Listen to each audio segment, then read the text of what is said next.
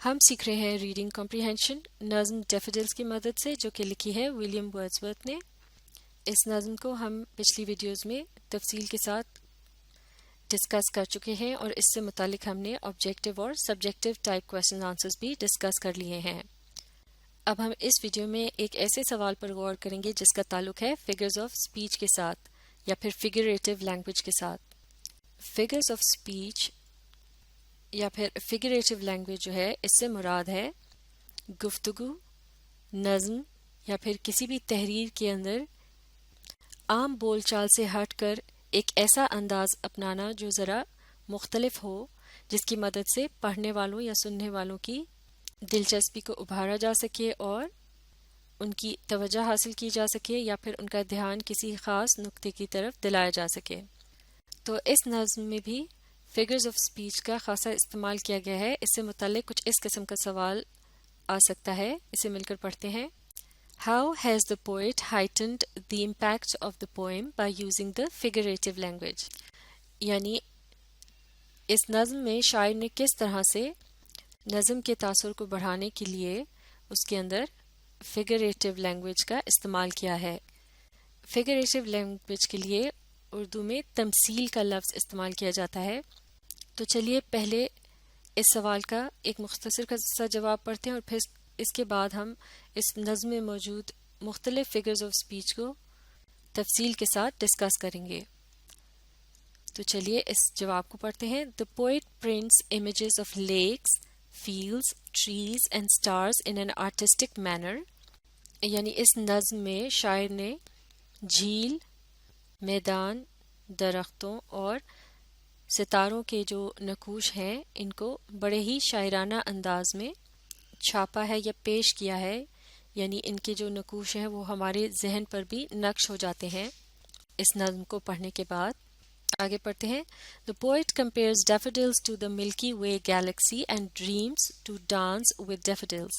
جیسے کہ اس نظم میں شاعر نے ڈیفوڈل کے جو پھول ہیں ان کو تشبیہ دی ہے کہکشاں کے ساتھ، اور جیسے کہ نظم کے آخری حصے میں وہ گویا خواب کی کیفیت میں ڈیفوڈل کے پھولوں کے متعلق سوچ کر ایسا محسوس کر رہا ہے کہ اس کا دل ان کے ساتھ رقص کر رہا ہو۔ آگے پڑھتے ہیں۔ In this way the poet heightens the impact of the poem by using the figurative language۔ یعنی اس طرح سے شاعر نے اس نظم میں فگریٹیو لینگویج کے یا تمثیل کے استعمال سے اس کو مؤثر کن بنانے کی کوشش کی ہے۔ اس جواب کو مزید مؤثر بنانے کے لیے اس کے اندر مزید اس قسم کی باتیں بھی شامل کی جا سکتی ہیں جو کہ اہم نکات ہیں فگریٹیو لینگویج سے متعلق، جیسے کہ پرسونیفیکیشن کا ذکر کیا جا سکتا ہے، اور پرسونیفیکیشن سے مراد ہے جب کسی بے جان چیز کے متعلق بات کرتے وقت اس چیز کی خصوصیات کے متعلق کچھ ایسی باتیں کہی جائیں جو کہ انسانوں کے اندر موجود ہوں۔ مثال کے طور پر اس نظم میں ڈیفوڈلز کے لیے شاعر نے ہوسٹ یعنی میزبان، کراؤڈ یعنی لوگوں کا گروہ، اور ڈانس یا ڈانسنگ جیسے الفاظ استعمال کیے ہیں جن کا مطلب ہے رقص یا رقص کرنا، اور یہ تمام خصوصیات جو ہیں یہ انسانوں میں پائی جاتی ہیں، جبکہ اس نظم میں ان الفاظ کو ڈیفوڈلز کے پھولوں کے لیے استعمال کیا گیا ہے۔ تو یہ ہے پرسونیفیکیشن۔ تو اس قسم کی فگریٹیو لینگویج کا استعمال شاعر اس لیے کرتا ہے تاکہ وہ ایک منظر کشی کر سکے اور ہمارے ذہن میں امیجز یعنی نظم میں بتائی جانے والی جو مختلف چیزیں ہیں ان سے متعلق ایک تصویر بنتی چلی جائے، تاکہ پڑھنے یا سننے والے بالکل اسی طرح سے اس منظر کو دیکھ سکیں اور ان احساسات کو محسوس کر سکیں جو کہ شاعر کے تجربے سے گزرے ہوں۔ تو لہٰذا اس طرح سے فگریٹیو لینگویج سے متعلق یا فگرز آف اسپیچ سے متعلق ایک جنرل سا سوال بھی آ سکتا ہے، لیکن ایسا بھی ہو سکتا ہے کہ ایگزامینیشن پیپر کے اندر آپ کو اس نظم کا کوئی سا بھی اسٹینزا پیش کیا جائے اور آپ سے یہ کہا جائے کہ اس میں موجود فگرز آف اسپیچ کو چن کر لکھیے۔ تو لہٰذا اب ہم ہر اسٹینزا کے اندر موجود مختلف فگرز آف اسپیچ کو الگ الگ ڈسکس کریں گے۔ چلیے مل کر پڑھتے ہیں۔ Figures of speech in the poem Daffodils۔ In the first یعنی اب ہم پڑھنے جا رہے ہیں figures of speech جو کہ poem Daffodils کے اندر موجود ہیں، مل کر پڑھتے ہیں۔ In the first line Wordsworth uses personification and simile. یعنی پہلے اسٹینزا کی جو پہلی لائن ہے اس میں ورڈسورتھ نے پرسونیفیکیشن اور سملی کا استعمال کیا ہے جو کہ دونوں ہی فگرز آف اسپیچ ہیں. اب مزید آگے پڑھتے ہیں. I wandered lonely as a cloud. یعنی میں تنہا ادھر ادھر پھر رہا تھا ایک بادل کے ٹکڑے کی طرح.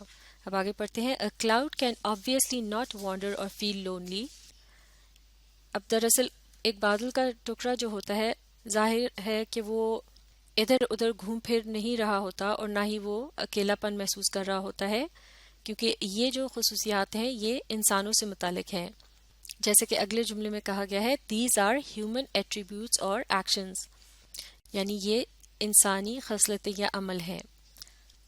لیکن نظم یا تحریر میں اس قسم کی جو فگرز آف اسپیچ ہیں ان کا استعمال کیا جاتا ہے نظم کو دلچسپ بنانے کے لیے اور پڑھنے والوں کی توجہ حاصل کرنے کے لیے.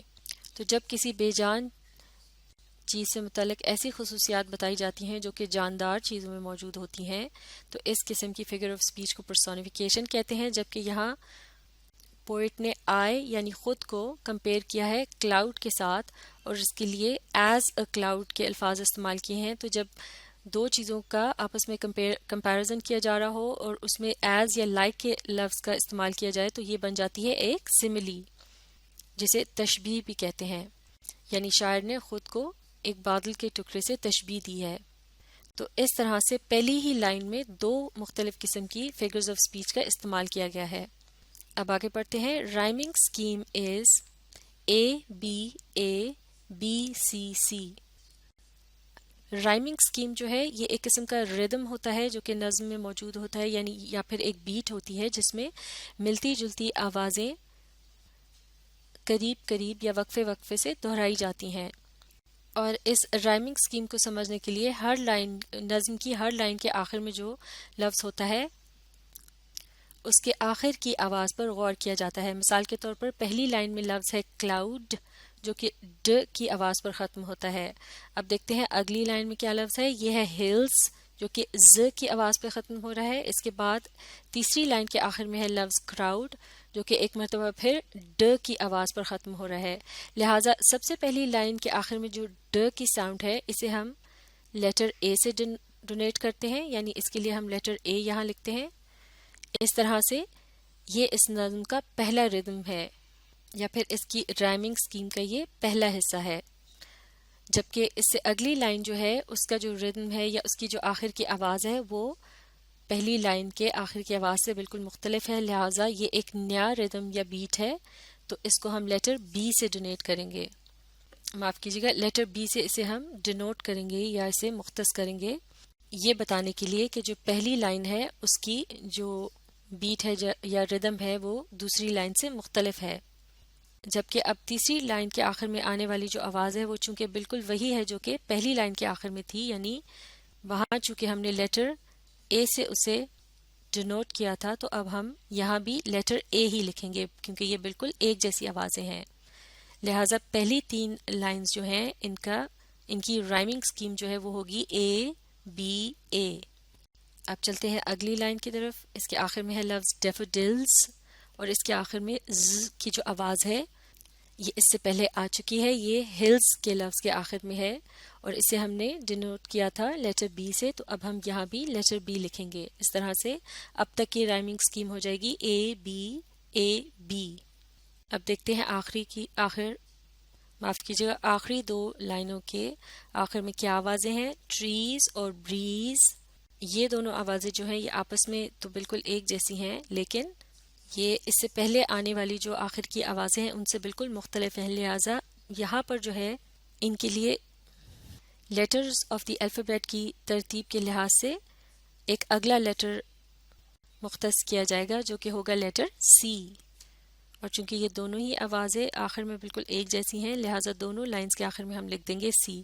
تو اس طرح سے یہ پہلے اسٹینزا کی جو رائمنگ اسکیم ہے وہ مکمل ہو گئی ہے. یہ ہے ABABCC. تو اس طرح سے ایک نظم میں موجود جو رائمنگ اسکیم ہوتی ہے وہ بھی ایک قسم کا فگر آف اسپیچ ہوتا ہے کیونکہ یہ عام بول چال سے ہٹ کر ایک انداز گفتگو یا بیان ہوتا ہے. اور اب یہاں اسی اسٹینزا میں موجود ایک اور فگر آف اسپیچ کا ذکر ہو رہا ہے جو کہ کہلایا جاتا ہے الیٹریشن، اور اس کے علاوہ اس میں ایزوننس بھی موجود ہے۔ الیٹریشن سے کیا مراد ہے؟ جب کسی کانسوننٹ لیٹر سے شروع ہونے والی آوازوں کو قریب قریب دہرایا جاتا ہے، جیسے کہ کلاؤڈ اور کراؤڈ، ان کے شروع میں لیٹر سی آ رہے ہیں جو کہ کانسوننٹ ہے، اور اس قسم کے انداز بیان کو الیٹریشن کہتے ہیں۔ اسی طرح سے ہیلز اور ڈیفیڈلز کے آخر میں بھی کانسوننٹ ساؤنڈز دہرائی گئی ہیں، اور یہ بھی الیٹریشن ہے، جبکہ ٹریز اور بریز کے درمیان میں لیٹر ای کی ساؤنڈ کو دہرایا گیا ہے جو کہ ایزوننس کہلایا جائے گا، کیونکہ ای کی جو ساؤنڈ ہے وہ ایک ایسے لیٹر سے نکل رہی ہے جو کہ وال ہے، اور جب وال ساؤنڈز کو قریب قریب دہرایا جاتا ہے تو وہ ایزوننس کہلایا جاتا ہے۔ اور اس جملے میں لکھا ہے کہ use of alliteration and assonance makes the poem melodious, یعنی الیٹریشن اور ایزوننس کے استعمال سے نظم کے اندر میلوڈی یا ایک ساز سب پیدا کیا جاتا ہے تاکہ اسے مزید دلچسپ اور متاثر کن بنایا جا سکے۔ اب اسی سٹینزا سے متعلق آگے پڑھتے ہیں۔ There is use of metaphor when the poet calls flowers as golden daffodils۔ اب یہاں ایک اور فگر آف اسپیچ کا ذکر ہو رہا ہے جو کہ میٹافر کہلایا جاتا ہے، اور اس میں دو مختلف چیزوں کو آپس میں تشبیہ دی جاتی ہے جن میں کوئی نہ کوئی قدر یا کوئی خصلت جو ہے وہ مشترک ہو۔ مثال کے طور پہ جیسے کہ یہاں اس پہلے اسٹینزا میں پوئٹ کہہ رہا ہے a host of golden daffodils، یعنی سنہری ڈیفیڈلز۔ آگے پڑھتے ہیں۔ This is poet's way of telling how yellow the flowers appear to him، یعنی جیسا کہ ڈیفیڈل کے پھولوں کا رنگ جو ہے وہ پیلا ہوتا ہے، تو اب یہ یہاں اس نظم کے اندر شاعر اپنے انداز سے بتا رہا ہے کہ اسے پھولوں کا جو رنگ ہے وہ کس قدر پیلا دکھائی دے رہا ہے، یعنی اس قدر پیلا ہے کہ جیسے وہ سنہری ہوں یا پھر وہ سونے کے بنے ہوں، جیسے کہ اگلے جملے میں کہا گیا ہے their color is like that of gold، جیسے کہ سونے کا رنگ ہوتا ہے۔ اس کے علاوہ اس کی آخری لائن میں، اسٹینزا کی جو آخری لائن ہے اس میں پوئٹ کہہ رہا ہے fluttering and dancing in the breeze، یعنی ڈیفیڈل کے جو پھول ہیں وہ ادھر ادھر لہرا رہے تھے گویا وہ ہوا میں رقص کر رہے ہوں، اور رقص کرنے کا تعلق جو ہے یہ جاندار چیزوں سے متعلق ہے یا پھر انسانوں سے متعلق ہے، یا جانور سے متعلق بھی کہا جا سکتا ہے، لیکن پودے اور پھول وغیرہ جو ہیں وہ اس طرح سے رقص نہیں کرتے جیسے انسان یا جانور کرتے ہیں، لہٰذا اس قسم کا جو انداز بیان ہے یہ کہلایا جاتا ہے پرسونیفیکیشن، جیسا کہ یہاں بتایا جا رہا ہے The poet personifies the daffodils by saying dancing in the breeze whereas such a quality belongs to human، یعنی شاعر جو ہے وہ ڈیفیڈلز کو پرسونیفائی کرنے کے لیے کہہ رہا ہے ڈانسنگ ان دا بریز، یعنی وہ ہوا میں رقص کر رہے تھے، جبکہ یہ جو خصوصیت ہے یہ انسانوں میں پائی جاتی ہے۔ تو اس طرح سے پہلے اسٹینزا کو ہم نے مکمل کر لیا ہے۔ آپ اس ویڈیو کو ری پلے کیجئے اور اس کے ساتھ ساتھ پڑھنے، سمجھنے اور لکھ کر پریکٹس کرنے کی کوشش جاری رکھیے۔ اسے اگلے اسٹینزا کو ہم اگلی ویڈیو میں ڈسکس کریں گے۔